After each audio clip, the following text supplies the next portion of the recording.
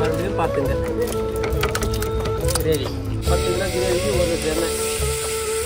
பட்டை, லவங்கம், ஏலக்காய் 5 கிராம், 3 கிலோ வெங்காயம், பச்சை மிளகா, கறிவேப்பிலை, இதே அரிசி போட்டு சீரகம் நல்லாயிருக்கும் போடுங்க. மிளகாத்தூள் 100 gram, garam masala, chicken masala 100 gram, கத்தைக்கணும், மல்லித்தூள், அப்புறம் சீரகப்பொடி 50 கிராம், நல்லா வாசனையாக இருக்கும். மஞ்சத்தூள் ஒரு 10 கிராம், உப்பு உங்களுக்கு தேவையான அளவு போட்டுங்க.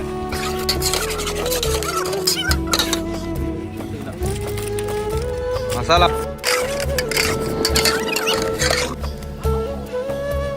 ஒயிட் பெப்பர் போட்டீங்கன்னாலே ஆட்டோமேட்டிக்காக கிரேவி.